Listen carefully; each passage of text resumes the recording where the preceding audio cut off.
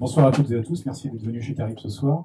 On est extrêmement heureux d'accueillir pour notre 127e livre d'un soir. Non, c'est pas vrai, mais je me souviens plus du chiffre. Enfin, c'est un chiffre élevé. Sébastien Vespizer et Thierry Corvoisier, ou Thierry Corvoisier et Sébastien Vespizer, donc plus connus par beaucoup d'entre vous sur leur surnom intime de Tic et Tac. Je l'ai dit, vous m'avez tendu la perche, je n'ai pas résisté. Donc, ils vont nous parler surprise de livres. Alors, bon, nous, on sait déjà lesquels. Vous, si vous avez été observateur, vous savez aussi déjà lesquels, mais normalement, on va faire comme si c'était la surprise totale. Et puis, bon, à la fin, si on a le temps, si on le sent, on parlera peut-être un petit peu de quelques très beaux livres de chez Agulot et de quelques très beaux auteurs de chez Rivage. Mais en tout cas, c'est à vous ce soir. Et donc, voilà.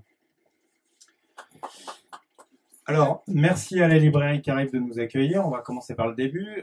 On a en commun avec Thierry plein de choses, mais notamment d'avoir été libraire, qui, je crois, pour tous les deux a été une passion. Enfin, j'en suis même sûr, en fait, pour tout vous dire. Merci donc à vous toutes et à vous toutes. Putain, j'aime que les filles. À vous toutes et à vous tous d'être là. C'est extrêmement touchant. On passe notre vie tous les deux sur les routes à accompagner des auteurs et des autrices dans toute la France, en Belgique, en Suisse et partout. Et d'un seul coup, c'est extrêmement touchant d'être de l'autre côté. Donc on a préparé ça en buvant des bières et du blanc tous les deux, en s'en parlant plein de fois. Thierry va vous le dire aussi à sa façon, je ne suis pas son porte-parole, mais on a en commun d'être extrêmement touchés par cette invitation, on a en commun d'être extrêmement touchés par votre présence, par vos présences, voilà. Et on a en commun d'être extrêmement touchés après toutes ces années de continuer à lire, d'aimer lire, de vendre des livres. Parce que ça, on a vraiment ça en commun, c'est qu'on aime vendre des livres. Donc vous allez en acheter des caisses. Et voilà. Et puis, je vais passer la parole à Thierry, parce que sinon, moi, je vais parler toute la nuit. Ce qui m'irait très bien. C'est pas un exercice que j'aime beaucoup. Donc, merci déjà d'être là. On a chacun le micro. Vous pouvez faire vraiment tic et tac. Et toc et tic et tac. Donc, merci à la de votre fin, on présence. rappe. Et merci à la librairie Carib de nous accueillir ici. Je suis très content parce que la dernière fois que j'ai fait une rencontre ici, il y avait vraiment beaucoup moins de monde. Donc, pourtant, on avait un auteur qui était sans doute plus intéressant que nous deux. C'est pas vrai. Je pense que j'ai laissé un peu la parole ce soir pour parler vraiment des livres à Sébastien. Ma période de libraire remonte maintenant à plus de 20 ans. J'ai un peu perdu l'habitude de vendre des livres, si ce n'est des bouquins de chez Rivage. Et je voulais pas trop en faire, j'en ai quand même sélectionné un ce soir. Mais je ne vais pas vous vendre la rentrée littéraire non plus, quoi. Je parlais plutôt des rencontres qui ont fait qui ont été amenés par le livre et les bouquins que j'ai vendus à l'époque, j'étais libraire, quoi. Voilà, c'est des petites anecdotes et des événements vécus. Je parlais de moi en fait et de ma vie, quoi, c'est tout. Et c'est formidablement intéressant. Parce qu'on n'est pas qu'un duo, en fait, on est amis.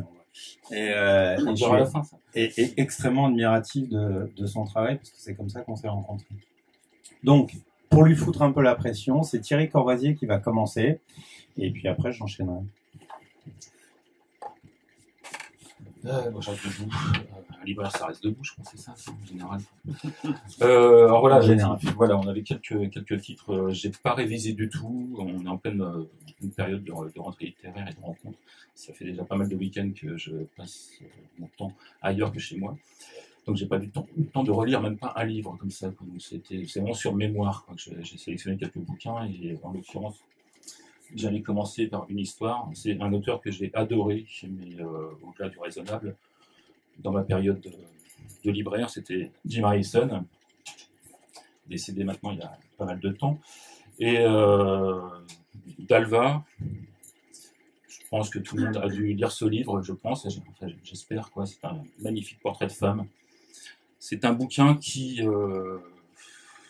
je vais pas dire du mal des confrères, mais actuellement, un éditeur, c'est Oliver Gellmaster, qui est à la pointe, quoi. Mais s'il y a un bouquin sur le nature writing, vraiment, qui est publié depuis, je sais pas la date d'édition, mais c'est les années 80, quoi. d'Alva, c'est le début de tout ça, quoi. Avec un portrait de femme, une femme Sioux qui est absolument sublime, qui est sur la fin de sa vie et qui se raconte, qui se souvient et qui se raconte, quoi. Et là, on a tout, on a vraiment tout le, j'allais dire pas tout ce que fait Galmaster maintenant, quoi, mais tout le nature writing, le début de cette période, les grands espaces, les contrées, les forêts. Voilà. Oliver n'a pas inventé la pêche à la mouche. Et pas le nature writing, mais Jim Harrison l'a fait en partie, quoi. D'Alva, c'est magnifique, quoi. C'est vraiment, voilà, j'ai découvert ce livre, et après, il y a eu Légende d'automne qui est arrivé, il y a eu tous les textes de Jim Harrison, c'était vraiment fabuleux, quoi.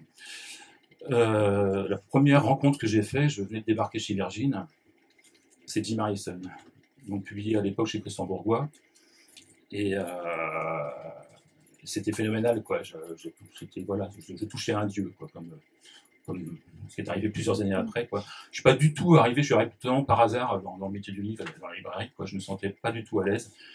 Jim Harrison arrive chez Virgin, on fait une rencontre. Pas vraiment le terme à l'époque, il y a 25 ans, c'était des signatures, des dédicaces simplement, quoi. Il y avait une foule monstre quand même chez Virgin. Et le soir même, nous sommes invités chez Christian Bourgois à dîner. C'est là où je vais raconter un peu de ma vie. Doucement, je draguais un peu ma chef de secteur, quoi. Christian Bourgois nous invite. Vraiment, j'ai été complètement novice. Je parle très mal anglais. Et nous nous retrouvons à dîner dans ces super beaux quartiers chez Christian Bourgois et sa femme. Et cette idole, cette légende, voilà, ce soir-là fut une catastrophe, quoi. Le mec était immonde, quoi. Il était bourré comme c'est pas possible, quoi. Il était complètement arsouillé. C'est vrai que Christian Bourgois ne parle pas un mot de français, d'anglais, pardon. Et c'était une tablée complètement bizarre, quoi. On passait tout le temps par l'interprète qui était là, la traductrice, je crois, le traducteur de Jim Harrison, quoi. Et il a passé sa soirée à draguer ma copine, quoi. Mais vraiment. C'était Brice Mathieusen. C'était Brice Mathieusen, Ouais. traducteur. Et pas Brice, hein, Oui, Jim Harrison, quoi. Mais nous sommes arrivés dans son énorme appartement, en fait, une Europe absolument sublime, quoi, avec une tablée où il y avait une douzaine de personnes. Et Jim Harrison a repéré ma chef de secteur, que moi-même j'essayais plus ou moins de mettre dans ma poche. Et voilà. Et il a passé sa soirée, mais ce fut abominable, quoi. J'ai jamais détesté un homme à ce point-là. Et à la fin, Thierry Corvoisier a gagné. À la fin, je suis parti, quoi. Enfin, nous sommes partis. Il a gagné. Comme quoi, hein, les écrivains, bon, pas qu'ils se la ramènent. J'ai un enfant avec ma chef de secteur, effectivement. Quand même. Et voilà, pour moi, c'est terrible, quoi. Vous rencontrez quelqu'un depuis des années, vous l'adorez. Et là, le type était, mais vraiment, il était ivre-mort, il fumait clope sur clope. À l'époque, on pouvait fumer dans les appartements, enfin, chez les gens sans problème comme ça, quoi. Il alternait le café et l'alcool, et tous les alcools possibles, quoi. C'était terrible, quoi. Et voilà, une bête immonde. Et là, voilà. Excuse-moi, je vais simplement rappeler que tout est enregistré et invocation. Donc, si jamais Jim est mort. Et Christian Bourgois aussi. la chef de secteur. Et nous adorons son ex-femme et son fils. Et Oliver Gallmeister aussi. Et Oliver, bien entendu, j'ai parlé. Mais voilà, donc c'est une anecdote bizarre. Enfin, on a quitté le dîner. On a été obligé de quitter le dîner, quoi, qui était ce dîner mondain, quoi, comme du 7e arrondissement, c'était hallucinant. Et je crois que les semaines et les mois qu'on suivi, voire les années qu'on suivi, j'ai beaucoup moins vendu Jim Harrison. Je suis revenu depuis, quoi.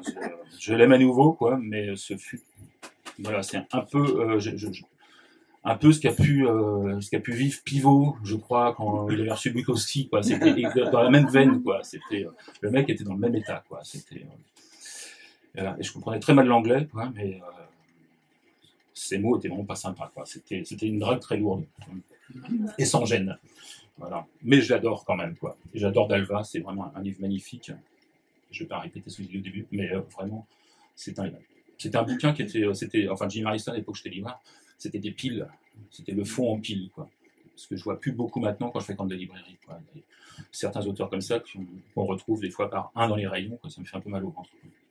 Voilà. Alors, donc, un petit coup de revival sur ces auteurs.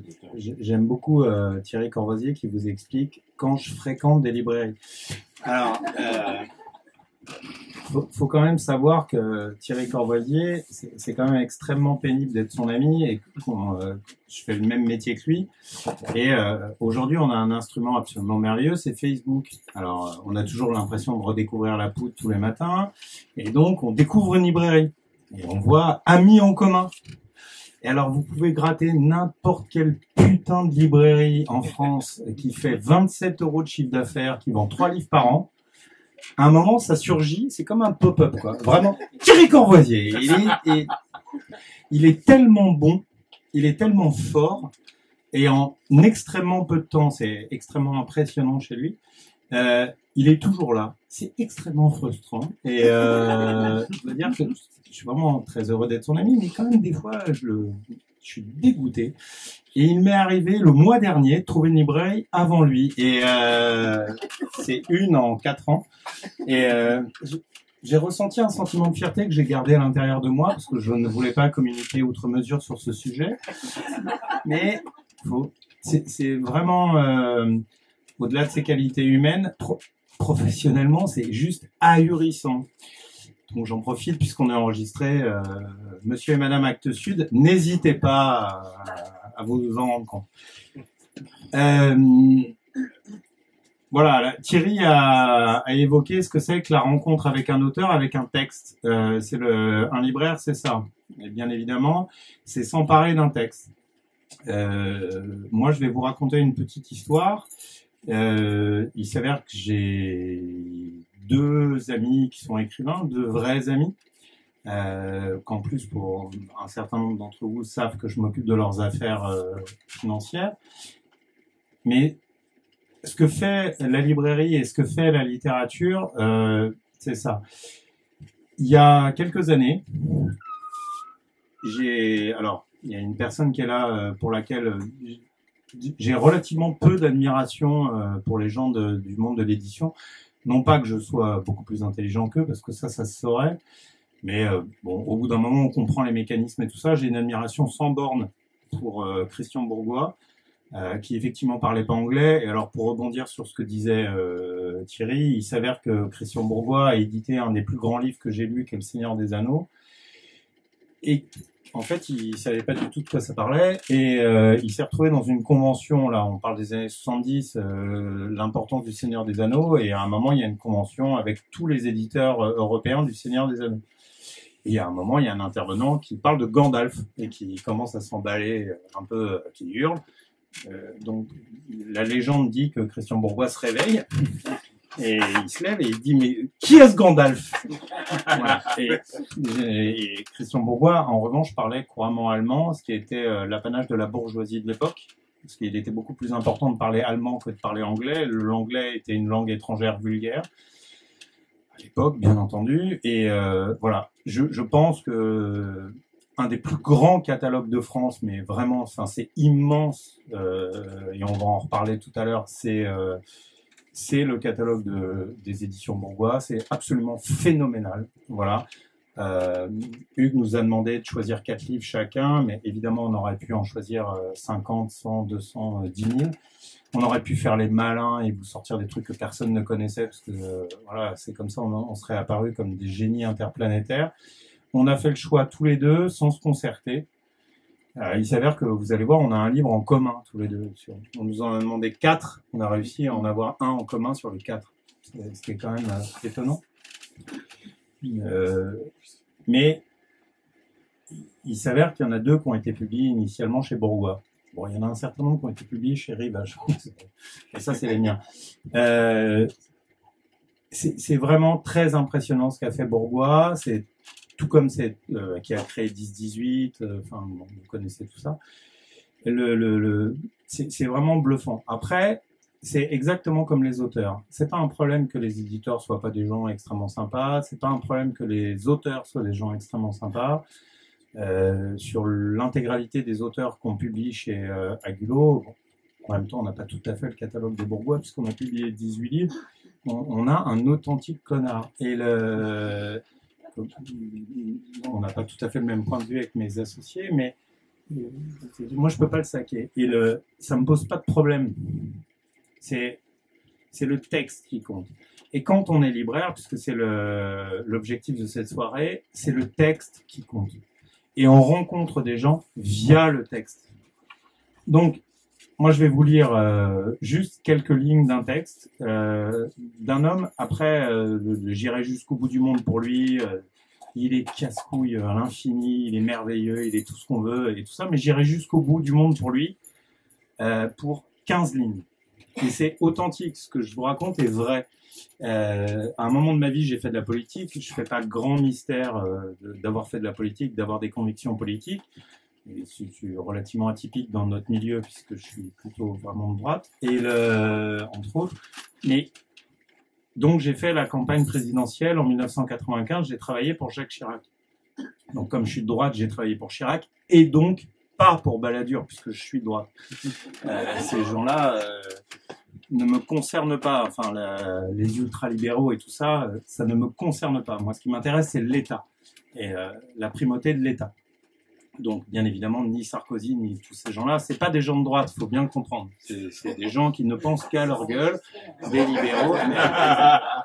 Je suis de droite, et je le répète. Donc, je vais vous lire 15 lignes. J'ai appelé ensuite, ce qui s'est passé, c'est que j'ai ensuite appelé son éditeur Pierre Fourniot, l'éditeur qui dirige la manufacture de livres, et je lui dis, je veux rencontrer ce type. En 15 lignes, il a résumé 2 ans de ma vie, et au-delà de mes convictions politiques qui n'ont aucun intérêt, j'ai passé ma vie à vivre avec des femmes de gauche, donc tout ça n'a pas d'importance. Mais simplement, ce type, en 15 lignes, a résumé 2 ans, mais tellement plus intelligemment que l'intégralité de ce que j'ai pu lire en sciences politiques, d'une campagne présidentielle. Voilà.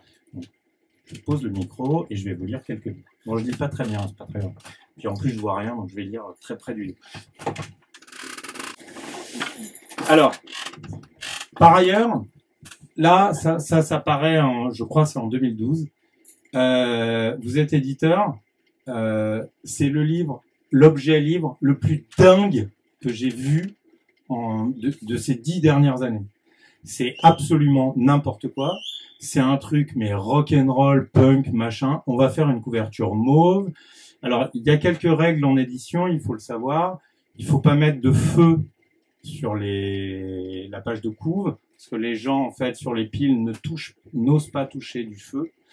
Il faut pas mettre d'animaux morts. Et il faut pas mettre un certain nombre de choses. Et je suis pas sûr que la politique du tumulte coupé au milieu... Ce livre, j'espère qu'un jour vaudra, parce que j'en ai plusieurs exemplaires, vaudra mais des millions d'euros. C'est tellement dingue, et j'admire infiniment Pierre Fourniot, c'est tellement dingue d'avoir fait ça, et son graphiste. Alors, je vais vous raconter juste une anecdote. Ces photos sont des photos réelles, donc je sais pas si vous les voyez de loin, mais c'est un keuf qui tue un chien au bord de la route. Alors, les photos derrière ça, c'est des vraies photos d'un photographe dont je me rappelle plus le nom, mais je retrouverai ça tout à l'heure, qui sont parues je crois en 78 dans Paris Match, et qui ont changé une loi. C'est-à-dire qu'à l'époque, la police avait le droit de tuer les animaux errants. Voilà. Il s'avère que le chien qu'on voit sur la couverture avait la rage et venait d'attaquer des gens dans un chantier. Et donc, les gens du chantier ont appelé la police, le mec, le clébard est à la rage, boum, voilà, on est dans un pays normal, on tue les animaux qu'on la rage. Suite à ces photos, Brigitte Bardot a pété une durite en disant « Ouais, c'est pas normal, on tue pas les animaux comme ça. » Un animal qui avait la rage et qui venait de mordre quelqu'un. Hein. C'était pas un hamster dans une... voilà, hein, on va se détendre. Un hamster qui a la rage. Voilà, un hamster qui a la rage attaque rarement des gens sur les chantiers ou alors il saute très fort. Mais il saute d'un rocher pour attaquer. Bon. Pierre fait cette couverture. Pierre est son graphiste. Une fois, alors, toutes mes excuses parce que je l'ai rencontré plein de fois, mais je me rappelle plus de son nom. C'est tellement cinglé. Je reçois le livre et comme n'importe quel libraire, pour tous celles et tous ceux qui ont été libraires, il y a ce moment absolument magique. On ouvre un carton en librairie et on tombe là-dessus. Et là, je me dis, je crois que je sais ce que je vais faire ce soir, quoi. C'est réglé. Et voilà, et je vais vous lire la fameuse page 143 de ce livre dont j'ai bassiné la terre entière. Quand j'étais libraire, j'ai vendu 10% du tirage du livre en fait. Et j'ai tellement fait chier tous les libraires en France que à moi tout seul, j'ai dû en vendre 25%.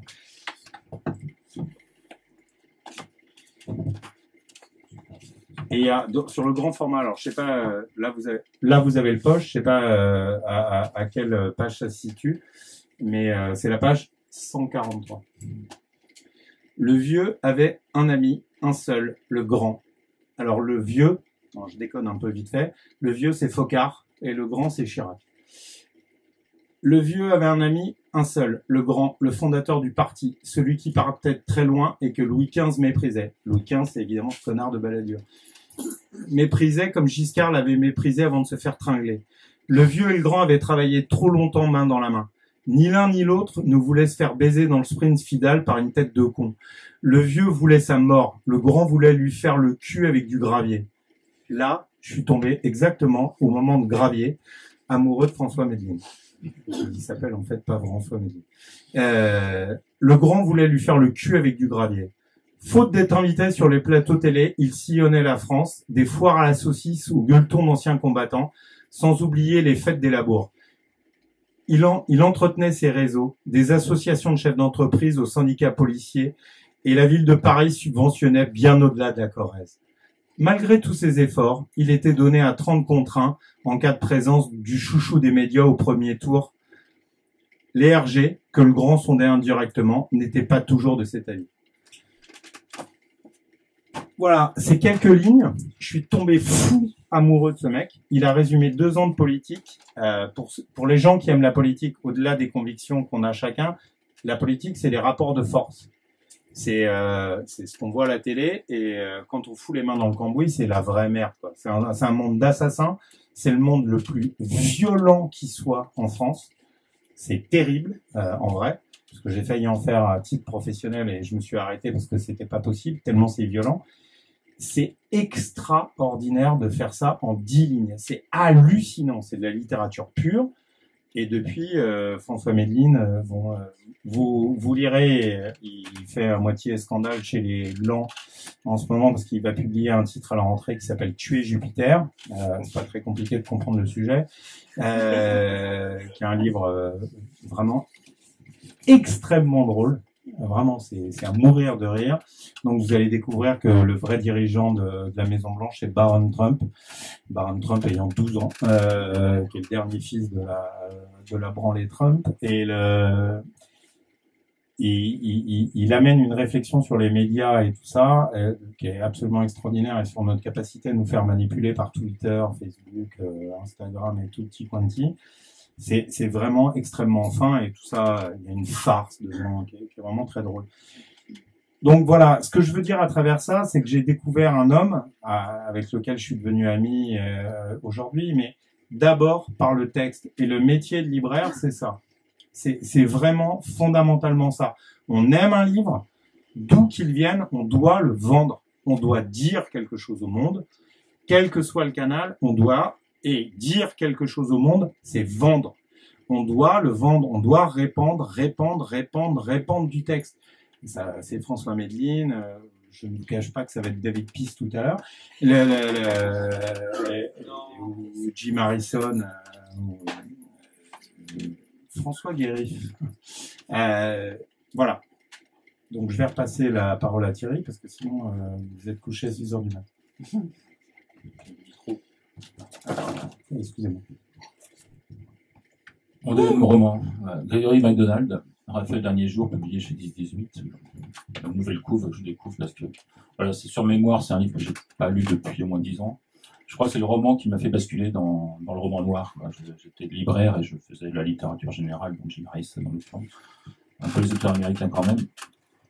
C'est un ovni quoi, qui est arrivé il y a maintenant plus de 20 ans. Je crois que j'ai été attiré simplement, c'est un bouquin qui était chez Virgin dans le rayon, un truc qu'on avait pris par un simplement, et qui passait totalement inaperçu. Il n'y avait pas une librairie, je crois, en France qui vendait ce livre. Il aurait dû finir aux oubliettes. Et puis, je sais pas, il y avait un peu la mode des serial killers qui apparaissaient, des snuff movies, on en parlait. Je crois que j'ai simplement eu le quatrième de couverture, je me dis je vais prendre ce bouquin ce soir. Et voilà, je suis complètement tombé dingue de ce livre. C'est un bouquin qui traite de snuff movie, un thème pas si facile. C'est pas du tout voyeuriste, c'est vraiment c'est un bouquin complètement humaniste, quoi. Je vais lire un peu l'avertissement, il y a juste un avertissement de l'auteur au tout début, donc vraiment avant le roman. Je vous le lis. L'auteur considère que le 3e chapitre de cet ouvrage fait partie intégrante de l'histoire et que ce qui s'est précisément passé entre l'oncle et Raphaël dans ce studio se devait d'être raconté dans les moindres détails. Toutefois, l'auteur se rend bien compte que ce chapitre est particulièrement intense et éprouvant pour tout ce qu'il exprime de la cruauté humaine, qu'elle soit effective ou intentionnelle. Il aurait souhaité ne pas avoir eu à l'écrire. De même, l'auteur est persuadé que les situations et les événements décrits dans ce chapitre servent le propos général du livre. Par conséquent, il prévient le lecteur qu'il est souhaitable, mais pas forcément nécessaire, d'inclure ce 3e chapitre dans la lecture de cet ouvrage. Ce truc m'avait complètement intrigué, quoi. J'ai dévoré le bouquin simplement, je crois, dans l'heure qui a suivi, en rentrant chez moi. Donc ça traite de ce movie, c'est un personnage, il s'appelle Raphaël, complètement illettré, alcoolique. Il vit sur une décharge. Tout début du bouquin, avant ce fameux chapitre 3e chapitre, pardon, il y a un producteur qui lui propose 30 000 $ pour se faire massacrer la gueule. À la fin, il meurt. C'est le contrat. Il le signe, il récupère une petite avance de 300 $ et part avec ces 300 $. Le chapitre 3 arrive, on a le descriptif de ce qui va se passer. C'est-à-dire que la fin du bouquin est déjà là, quoi. Et ce truc-là, ce livre, c'est la construction de ce bouquin qui est complètement phénoménal, quoi. On a déjà la fin tout au début du livre, quoi. Tout ce qui va se passer après, Raphaël part avec ses 300 $ en poche, il a signé un contrat, ça verra à la fin que c'est juste un bout de carton qu'il a signé, pas vraiment un contrat, il part. Voilà. Pas la fin, tiens. Et tout ce qui est... voilà, tu m'as coupé. Ensuite, voilà, on le voit, il prend cet argent et il va faire du bien. Il va avoir sa femme, ses enfants, ses amis, il va partager, il va acheter une dinde, ils vont faire la fête pendant 3 jours. Et... c'est mon propos après. Et en fait, tout le reste du livre, c'est ça, quoi. C'est une humanité pas possible d'un pauvre gars qui est alcoolique et illettré, qui va dépenser cet argent et qui finalement, à la fin, partira pour se faire tabasser, quoi, et mourir, quoi. Le truc est pas, enfin, le propos l'auteur, c'est à la base, on le connaissait, il a fait une série qui s'appelle Fletcher. C'était des polars un peu pourris, je dirais, quoi. Enfin, après, je suis allé voir ce qu'il avait fait. Il n'y a rien de passionnant dans son œuvre, quoi. Je crois qu'il a eu quand même le prix Edgar Allan Poe pour la série, quoi. Mais ce livre est unique, quoi. Et en fait, le bouquin est pas du tout voyeuriste. C'est vraiment le plus dur dans tout ça, c'est le décalage entre ce gars, ce pauvre Raphaël, totalement innocent, et la société décrite par le producteur, voilà, qui n'a plus de sel pour les faire rire, enfin ces gens-là, quoi, et qui se marrent en filmant et massacrant un mec jusqu'à la mort, quoi. Mais voilà, la construction du bouquin est phénoménale, quoi. On a déjà la fin tout au début. On peut ne pas lire le chapitre et l'avertissement est quand même, je trouve, c'est pas du tout commercial, quoi. C'est vraiment ce que voulait profondément dire l'auteur. Et voilà. J'ai découvert ce bouquin, j'en ai commandé, je sais plus, 20 ou 30. On a fait des paris chez Virgin à l'époque, quoi. Je crois qu'à la fin, j'ai épuisé un tirage moi tout seul. Et j'ai vraiment basculé dans le roman noir avec ce titre, quoi. J'en ai vendu 1100, je crois. C'était ça avant de partir, avant de quitter la maison, simplement sur nos... Et alors je ne sais pas si effet de cause ou pas. À un moment, beaucoup de gens venaient me réclamer ce bouquin. Quelques mois plus tard, paraît un article dans le Canard enchaîné. Le livre a été paru depuis de nombreux mois, quoi. Et c'est devenu maintenant un livre culte, quoi. Dur, sombre, un truc à la Steinbeck, des souris des hommes un peu, quoi. À la fin, quoi, l'innocence n'a pas de place dans ce pays, quoi. C'est un peu ça, quoi. Mais voilà, j'adore ce livre, quoi. Simplement. Là, je vous le raconte de mémoire, je l'ai pas lu depuis au moins 10 ans, quoi. Mais c'est un livre que j'ai lu, je sais pas, 12 fois, quoi, précédemment, quoi. Un culte. Et Thierry parle très mal des livres, hein, comme vous venez de le constater, c'était sa grosse inquiétude. Il n'a pas été livreur depuis au moins 10 minutes, donc il parle extrêmement mal des livres. Je ne sais pas qui parle bien des livres, mais bon, voilà. Ça, c'est un détail. Alors, pour continuer sur cette idée de on rencontre des gens par des textes, ce soir, il y a Charlotte qui est là. Voilà. Je travaillais dans une librairie dans le 19e arrondissement. Et juste à côté de cette librairie habitait Charlotte. Et Charlotte, c'est la maison d'édition qui s'appelle Rue des Promenades. C'est la créatrice et la fondatrice de cette maison. Et puis, elle nous apportait des livres. Et je travaillais avec Grégoire, qui possède toujours la librairie, qui travaille toujours. Et puis, le premier livre m'intéresse pas, le deuxième livre m'intéresse pas, blabla, bon, voilà, c'est les choses qui arrivent. Il s'avère qu'elle va... j'avais deux possibilités ce soir. Parce que ça, pour le coup, vraiment, c'est des histoires de libraires et c'est complètement hallucinant. Un jour, elle vient me déposer un livre qui s'appelle C'est le chemin qui compte. Alors franchement, trouver un titre aussi exceptionnel que ça, c'est difficile. Je suis extrêmement jaloux en tant que néo-éditeur. Et qui est un livre absolument démentiel sur la Syrie, juste avant la guerre. C'est des tout petits textes de Marie Surgère, qui par ailleurs est traductrice de l'américain. C'est un texte absolument phénoménal, mais vraiment, sur la guerre, sur quitter un pays, sur être une femme dans un pays musulman, être une femme dans un autre pays, être quelqu'un qui est en train d'apprendre une autre langue. Enfin bon, c'est vraiment génial. Voilà, mais c'est pas le propos, c'est pas celui que j'ai choisi. Et un jour, elle m'apporte un livre, c'est ça. Ça s'appelle Là où leurs mains se tiennent. Bon, moi, je suis très sensible au titre, donc je trouve ça très drôle. Très bien. Et puis, alors, je suis encore plus sensible à un autre truc, c'est le vélo. Parce qu'en plus d'être de droite, j'aime le vélo. Et j'aime vraiment beaucoup le vélo, en fait. Parfois même plus que la littérature. Il faut pas trop m'emmerder au mois de juillet, par exemple. Et en fait, sur la couverture de ce livre, c'est un type que j'admire énormément, qui s'appelle Pierre Roland, qui est un des très grands cyclistes de ces 15 dernières années en France. Et donc, forcément, j'ai envie de lire le livre. Et je lis le livre.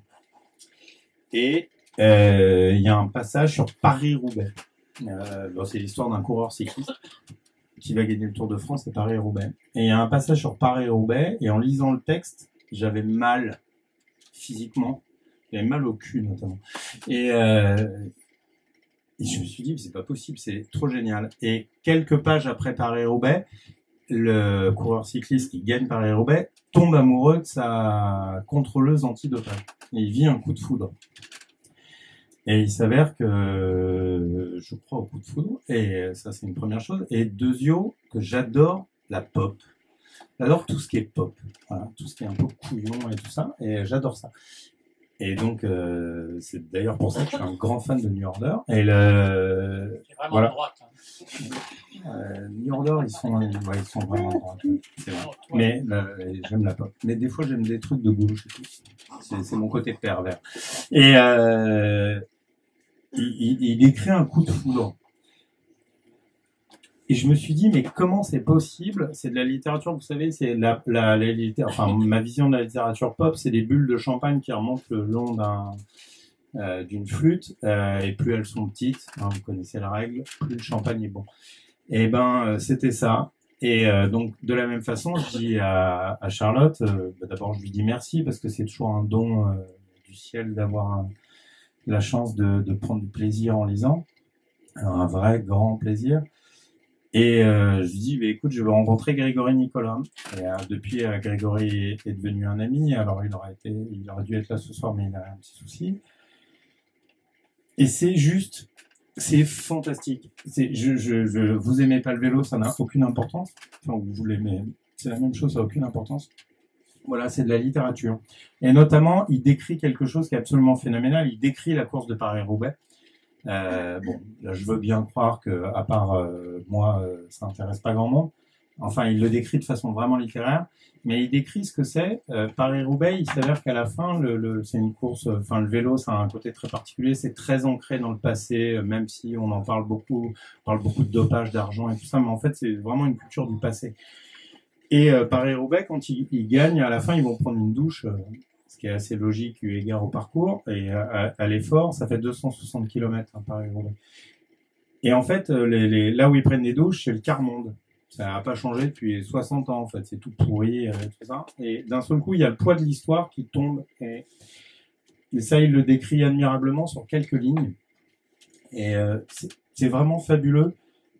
Et ça m'a profondément touché parce que je me suis dit, on peut s'approprier des sujets qui, en apparence, la littérature, alors tout le monde connaît Blondin et tout ça, c'est devenu un peu mythique, Blondin, ses textes sur le Tour de France. Blondin, par exemple, il commentait des étapes du Tour de France, il regardait pas les étapes, en fait. Il dormait dans la voiture et il le réveillait 30 km avant l'arrivée, parce qu'il était bourré de la veille. Et ça, c'est la réalité, hein. C'est pas un fantasme, mais il était complètement ivre, donc il le réveillait, toc toc, et il inventait toute une histoire sur qui avait que fort peu de rapport avec l'étape, si on s'en tient à des critères sportifs. Là, il y a tout, il y a de la littérature, il y a un auteur qui est en gestation, il a sorti un livre il y a quelques semaines chez Rue des Promenades et on voit, et ça c'est fantastique, mais vraiment, c'est extrêmement touchant d'accompagner un auteur, de pas le survendre, de pas dire c'est autre chose, et puis de le voir grandir, progresser, et Charlotte vraiment n'y est pas pour rien. C'est extraordinaire. C'est vraiment une des plus grandes satisfactions d'être libraire, c'est d'accompagner, d'avoir une intuition ou de tomber. Voilà, une fois de plus, je ne vais pas faire mystère. La première fois que j'ai lu David Peace, je savais que ça serait l'auteur de ma vie, mais dès le premier livre, dès la première ligne, en fait, enfin, c'est hallucinant. Mais là, je me suis dit, il se passe quelque chose et c'est comme ça et je dois accompagner ça en tant que libraire à l'époque. Donc j'ai essayé d'en vendre le plus possible parce que pour moi, ce qui compte, c'est de vendre, c'est une fois de plus de propager les idées, le texte, quels que soient les concepts, quelles que soient les formules, que ce soit des sciences humaines, que ce soit de la littérature, que ce soit du polar, de la blanche, tout ça n'a aucune importance. Ou des essais sur le cinéma, par exemple. Et ce qui compte, c'est que ça se propage. C'est que dire la littérature, dire le monde, c'est la vente, c'est l'acte qui compte.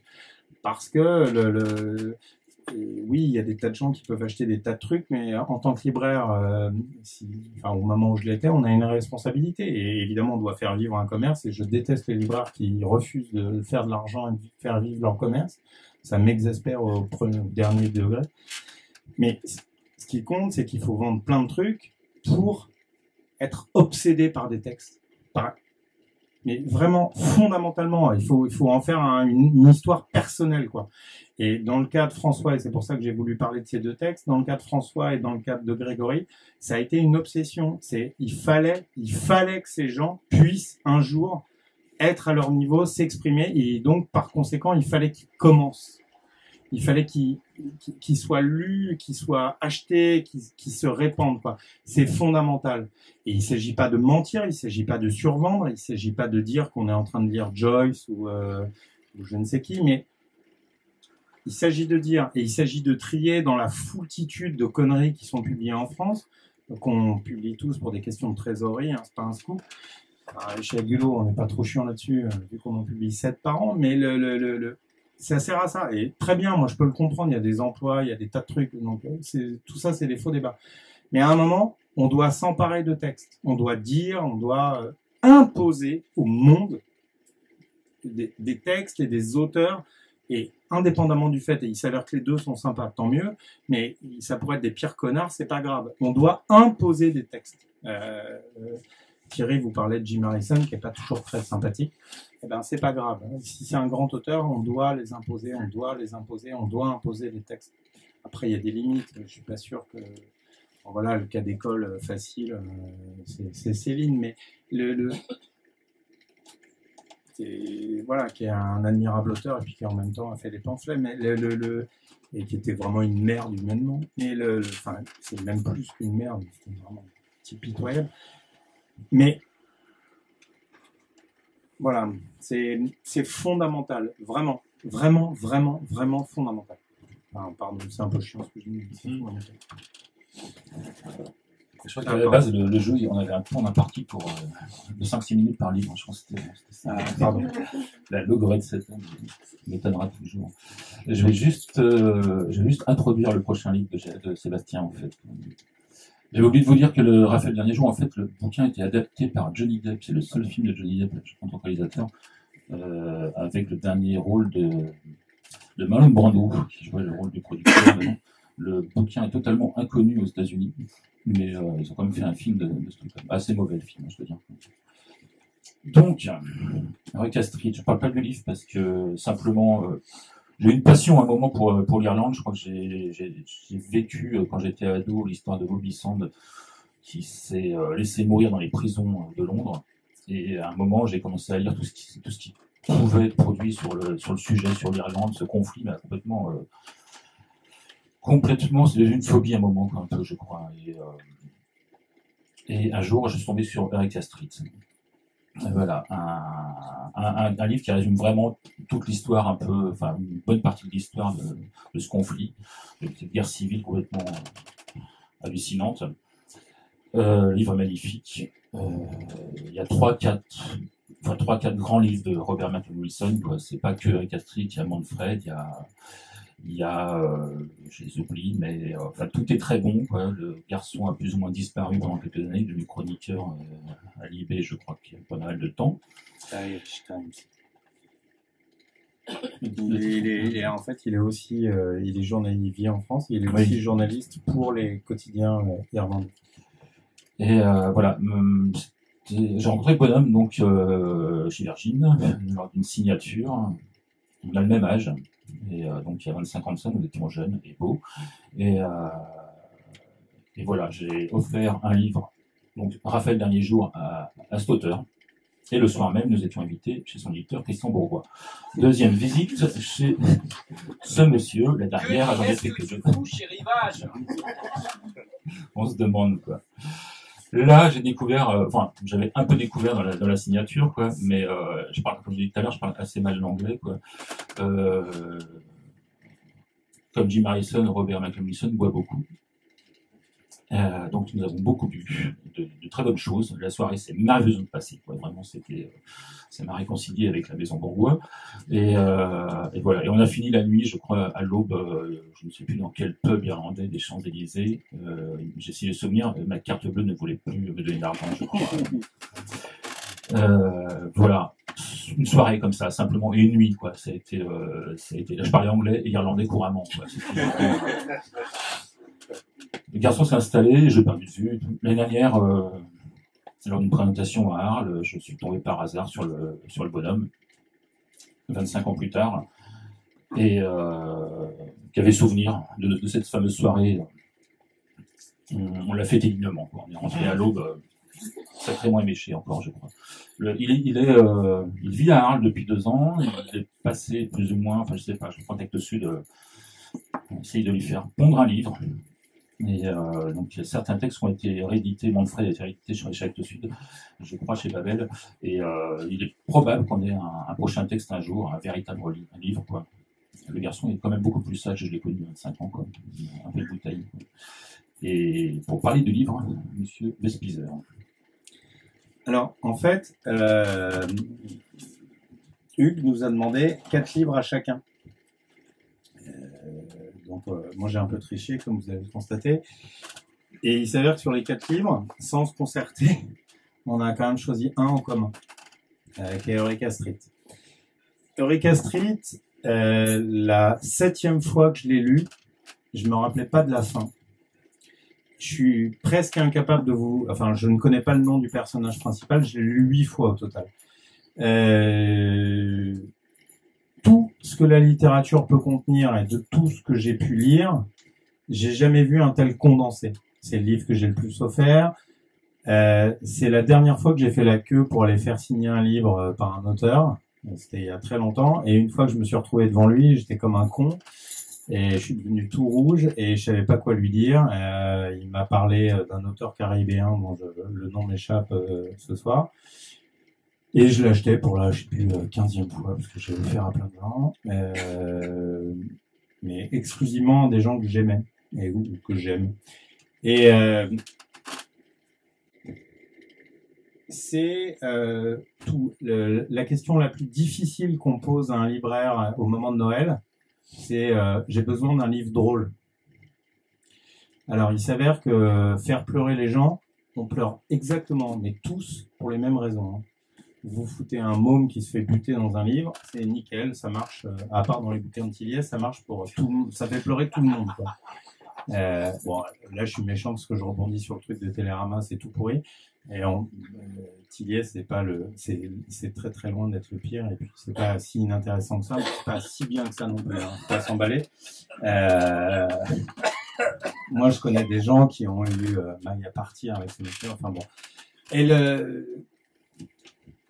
c'est le livre le plus drôle que j'ai jamais lu. C'est le livre le plus brillant que j'ai jamais vu. C'est le livre le plus triste que j'ai jamais lu. Sans déflorer grand chose, il y a une scène d'attentat. C'est absolument phénoménal, mais en très très peu de pages. Le personnage de Chuck, ce protestant qui veut se faire prendre en photo avec le pape, et enfin il y a un chapitre absolument démentiel là-dessus. C'est génialissime. Ça a irrigué une partie du cinéma anglais, mais c'est démentiel. Je sais même pas comment on peut faire ça. Donc, je l'ai lu ce livre 8 fois. Alors, en fait, il y a un moment, j'étais tellement obsédé par ce livre que je croyais que j'étais comme François Medline avec les plaques d'immatriculation. Je croyais que le monde était intégralement contenu dans ce livre et qu'il suffisait de correctement le lire et qu'on comprenait le monde, en fait, que tout ce qui allait m'arriver était dans ce livre, en fait. Et bon, à la 8e fois, j'ai compris que c'était sans doute pas vrai, mais je suis pas encore totalement sûr, en fait. Et parce que en plus, j'ai relu des passages, mais des centaines de fois. Enfin, Chuck, c'est vraiment mon idole. C'est l'espèce de personnage le plus drôle de l'histoire de la littérature, à part le sergent Hoffman qui a été publié chez Agulot. Et c'est démentiel, mais je sais même pas, et c'est tellement dément d'ailleurs que Robert McLean Wilson a énormément de mal à sortir un livre, comme Thierry vient de le raconter depuis. Voilà, je regardais la télé, il passait à nulle part ailleurs, il clopait comme un barjot des Benson on Edge. Un jour, je l'ai croisé, bon, c'était beaucoup moins sexy que Thierry, hein, et je l'ai croisé à une terrasse de café, évidemment, je lui ai pas parlé, et j'ai juste vu qu'il fumait des Benson on Edge. J'étais déjà quand même très très âgé, du coup, j'ai fumé des Benson on Edge. Je me suis dit, c'est pas possible, il faut au moins que je fasse un truc comme lui, quoi. Peut-être je vais devenir intelligent et tout ça. Bon, au bout de 15 jours, j'ai arrêté parce qu'en plus, ça coûtait super cher. Et puis que c'était quand même très con. Mais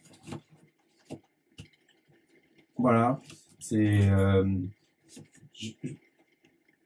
Enfin, si la littérature se justifie, c'est ça, quoi. Mais c'est fou. C'est fou. Ce livre est fou, quoi. Je ne sais même pas comment s'appelle le personnage principal. Je l'ai lu 8 fois en entier et des dizaines de fois par bout.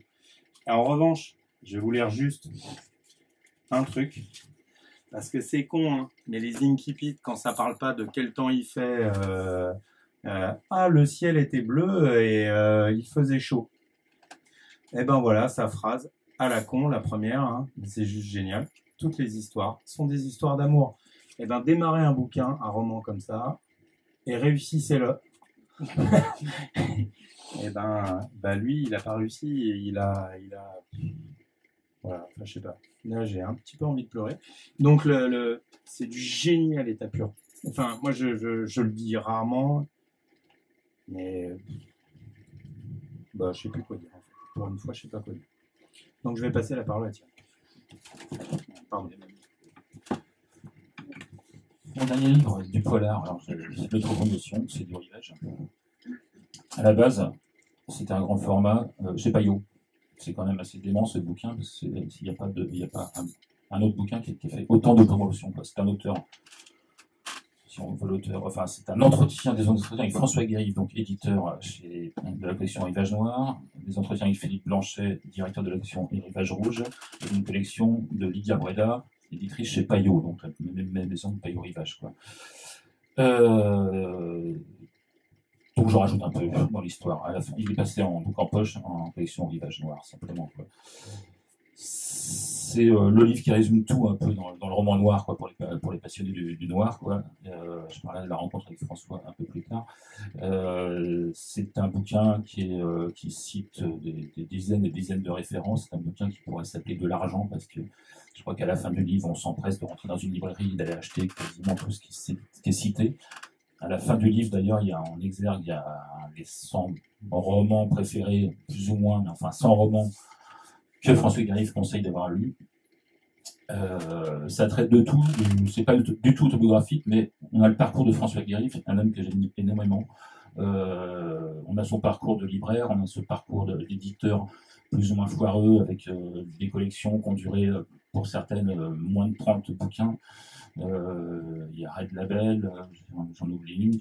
Il y a toutes les galères. François, maintenant, est un homme que tout le monde reconnaît comme une entité, quoi, du roman noir et bien au-delà, du cinéma aussi, quoi. Je le connaissais à l'époque en tant que libraire pour des biographies de Steve McQueen et autres. Quand Rivage est venu me démarcher chez Virgin, j'ai pas hésité, je voulais toucher cet homme, quoi. Je voulais le côtoyer au quotidien, quoi. C'était voilà. Entre-temps, j'avais découvert Elroy, j'avais redécouvert Thompson, mais il avait créé cette collection. J'ai vécu en librairie 10 ans avec Rivage Noir avant d'intégrer la maison Rivage, quoi. C'était pour moi la collection de référence, quoi. Et François était une espèce de, voilà, un Jim Harrison aussi, enfin, une espèce de dieu comme ça, quoi. Je voulais juste le toucher, quoi. C'était voilà. Et le bouquin retrace son parcours comme ça brièvement. À chaque fois, ce sont des débats entre Philippe Blanchet et lui. L'histoire du livre, c'est Lydia Breda qui avait eu cette idée de faire parler un peu François sur son expérience. Et pendant près d'une année, même plus, je crois, Philippe Blanchet que je regrette de ne pas avoir dans la salle ce soir. J'espérais qu'il serait là, il en aurait parlé merveilleusement bien, puisqu'il y a énormément d'humour en plus. Et Philippe et François sont partis tous les vendredis après-midi, je crois, une fois par mois, dans le restaurant où des jeunes François, depuis des années, à côté des éditions Rivage. Et ils rentraient en général vers 17h, 18h, complètement éméchés, quoi. Je parle beaucoup d'alcool ce soir, mais voilà. Il y a eu des dizaines et dizaines de frais comme ça, quoi. Et ils étaient complètement allumés, quoi. Ils ne marchaient pas droit du tout par moment, quoi. Et Philippe a enregistré comme ça des conversations, des dizaines, des centaines de conversations avec François, où François parle autant de cinéma que du roman et de ce qu'il a amené, de ses passions, quoi. Il faut voir que François a commencé à avoir son identité, à être reconnu très tard, quoi. Il a passé 50 ans, il a commencé à parler François Garif, quoi.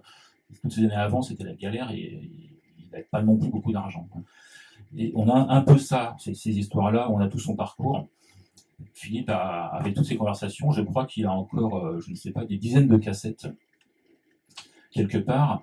Il a fallu ensuite qu'il travaille chez lui, tranquille dans ses bureaux, pour sortir tout ce qui pouvait faire un bouquin, un condensé de ses entretiens, quoi. Et en fait, il en reste, je crois qu'il pourrait encore faire 4 ou 5 volumes de ce livre, quoi, où il parle de musique, parce que c'est un passionné, c'est un grand mélomane, c'est un chanteur hors pair, quoi. Il faut écouter François quand il vous chante du Léo Ferré, ça vous met les larmes aux yeux, quoi. Il a une voix magnifique, quoi.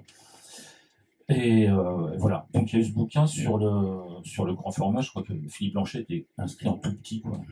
C'était Garif en premier, quoi. François s'est juste raconté en buvant des dizaines de whisky, quoi. C'est juste ça, quoi. Philippe a fait tout le boulot. Après, François a voulu que son nom figure aussi quand même sur le poche. Voilà. Tout ça pour parler de François, quoi. C'est un mec, qui a une culture phénoménale, une mémoire phénoménale. Il est capable de vous citer, je ne sais pas, l'assistant réalisateur de Méliès d'un film des années 30. Il connaît quasiment tout par cœur la filmographie de John Ford, et pareil, tous les assistants de John Ford, il est capable de sortir les noms de l'éclairagiste et ça. C'est un personnage au quotidien complètement hallucinant. Pour toutes les années où il était là, c'était un plaisir de passer dans son bureau. Des fois, voilà, on pouvait passer des heures, des soirées, en oubliant nos familles, à parler de romans noirs, de cinéma et autre chose, quoi. La première année donc, où j'ai intégré Rivage, je suis rentré là pour pour gérer un peu toutes les problèmes de logistique qu'il y a dans cette maison, quoi. Et je gérais des stocks. Il y avait Rivage à l'époque, voir Saint-Germain, on avait 350 mètres carrés de stock de livres, quoi. C'était impressionnant, c'était monstrueux, là. Tout était par dizaines, quoi. Et une vraie fourmilière, en fait, c'était une vraie bibliothèque. Je passais mon temps dans ce local. François, je l'ai côtoyé, je crois que la première année, mais vraiment au moins peut-être même 18 mois durant, il ne m'a jamais appelé par mon prénom, quoi. Il a épluché tous les prénoms du calendrier, il se rappelait jamais de mon prénom, quoi. Il m'a appelé par Philippe, par Sébastien, par Patrick, et je ne sais pas combien d'autres prénoms, quoi. Il a fallu, c'était complètement gênant, quoi. Moins fort que le choc avec Jim Harrison, mais quand même, j'étais un peu frustré, quoi. Il me voyait tous les jours et il ne savait pas qui j'étais, quoi. Voilà, bon, on s'est côtoyé 20 ans. Je regrette beaucoup tous ces moments passés. Voilà, il a des histoires à raconter, quoi. C'est quelqu'un, et j'espère qu'un jour il y aura des volumes qui suivront, quoi.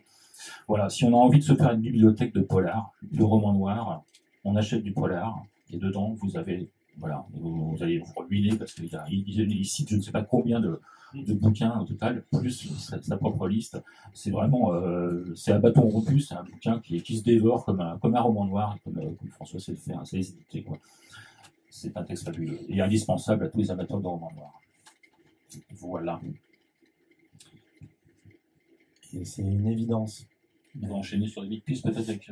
Voilà, alors je vais passer par un petit détour perso. Je suis né en 70, j'ai donc passé le bac en 88 et il s'avère que j'étais pote avec ma prof de philo qui m'impressionnait énormément parce qu'elle était à la fois, c'était une ex-mannequin, qu'elle parlait grec, latin, anglais, allemand, français couramment. Donc c'était très impressionnant. Et je fête mes 18 ans, je l'invite, elle m'offre 2 livres. Elle m'offre le premier tome de Rivage, la première publication de chez Rivage. Elle me le tend, elle me dit « c'est fait pour vous ». Très bien, pas de souci mon petit chat. Et le deuxième livre, c'était le premier Elroy. Voilà, le premier, c'est un Jim Thompson, le premier Rivage. Le premier Rivage, c'est un Jim Thompson. Voilà, c'était le Jim Thompson. Bon, ok, j'ai mis 1 an à lire les deux parce que ça m'avait terriblement impressionné. Et je suis devenu fou de Rivage. Vraiment, là, je parlais de Bourgois tout à l'heure, la maison qui m'a constitué en tant que lecteur et vraiment pour laquelle j'ai une admiration sans borne, c'est Rivage. Ce qui va nous amener à la rencontre avec Thierry, qui est beaucoup plus importante que ma rencontre avec David Peace, mais un jour on se rencontre et puis ça devient évident en 22 secondes. Voilà, c'est Thierry. Vous lui parlez 22 secondes et vous devenez amoureux de lui. Un jour, il y a des années, j'avais racheté un magasin de presse dans le 17e et j'avais décidé de le transformer en librairie. Bon, ça n'a pas très bien marché, mais j'avais une armoire et je vendais des livres, je vendais beaucoup de polars et j'étais à l'office avec, je ne sais plus quel était le distributeur de Rivage à l'époque. Et un jour, donc évidemment, j'avais pas de service de presse, je savais même pas que ça existait à l'époque. Et dans le carton que j'ouvre, je vois 1974 de David Peace. Et je commence ce livre. Je pense que ça a duré vraiment, mais je déconne pas là. Je pense que ça a duré 10 lignes. Je me suis dit, ce mec en fait écrit pour moi, rien que pour moi. C'est sans doute une sensation que vous avez toutes et tous vécu à un moment de votre vie, enfin en tout cas je vous la souhaite, c'est de croire qu'un auteur qui est un Anglais écrit que pour vous. En fait même c'est même plus compliqué que ça, c'est qu'il vous écrit à vous. Voilà. Alors il y a donc je suis fou de polar à l'époque, eu égard à, enfin je sais pas combien de milliers de polars j'ai lu, moi vraiment ça me rend dingue et c'est un des rares trucs qui me détendent dans la vie, c'est de lire des polars. Je suis pas un mec très détendu. Et je lis ça, je suis parti. C'est ce que vous pouvez sans doute lire dans le polar de plus haut niveau littéraire, de plus dur. C'est extrêmement dur à lire. Enfin, dur dans le sens, c'est pas une lecture extrêmement complexe. Ça va venir après. Il va produire des livres beaucoup plus compliqués à lire. Mais c'est extrêmement noir. Enfin, voilà. Et il s'avère que c'est un écrivain catholique. ça se voit pas tout de suite, mais quand on est catholique, en fait, c'est dans l'infratexte, tout ce qu'il écrit est catholique. C'est évident, quoi. Voilà. Et je ne me suis jamais remis de la lecture de David Peace. Donc ça s'appelle le Red Riding Quartet. C'est 4 livres qui se succèdent et qui ont pour sujet initial un fait divers réel en Angleterre. Donc ça s'appelle 74, 77, 80, 83. Ce qui a été réuni, les 4 tomes sont réunis là. Ça s'appelle en français le Quatuor du Yorkshire. C'est phénoménal. Alors, j'ai peu de mots, je les ai relus il n'y a pas longtemps grâce à Catherine qui est là, parce qu'elle les recommentait, elle les relisait et puis elle refaisait des articles, donc je les ai relus. J'ai même pas réussi à aller jusqu'au bout en fait. C'est tellement intime, c'est tellement phénoménal à mon sens, c'est tellement prendre de la littérature à l'état pur, sérieusement. Et il s'avère qu'une anecdote de plus dans notre vie de Tic et Tac, là, un jour on est à Quai du Polar il y a quelques années et Thierry me dit, c'était le tout début des 2 boîtes que j'avais contribué à créer, qui sont Anamosa et Agulo, même si maintenant Anamosa, on est en train de se séparer.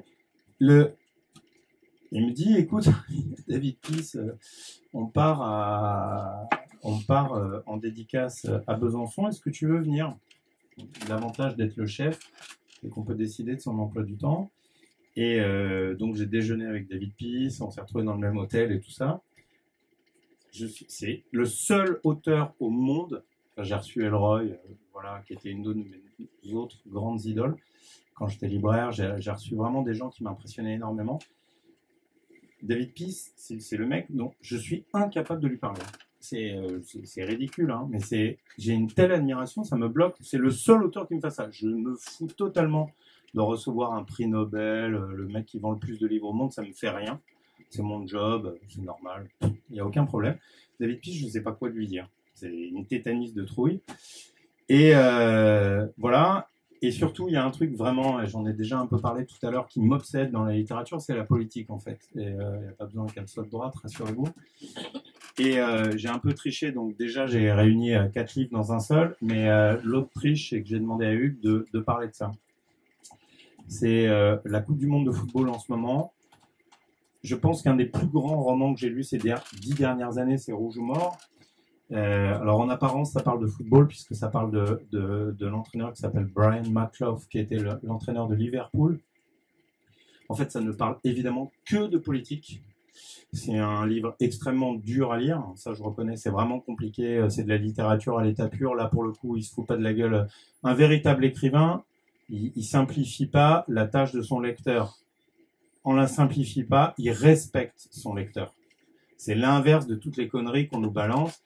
C'est-à-dire que on va pas rentrer, mais un certain nombre d'auteurs en France qui vendent beaucoup de livres, ou d'ailleurs pas forcément beaucoup de livres, hein, parce qu'il y a des tocards qui vendent aussi pas beaucoup de livres. En fait, ils simplifient, comme ils ont du mépris pour leur lectorat, ils simplifient, ils font des phrases simples, on supprime tout un tas. C'est des techniques vraiment très faciles, on va pas en parler ce soir, mais c'est vraiment très facile à faire.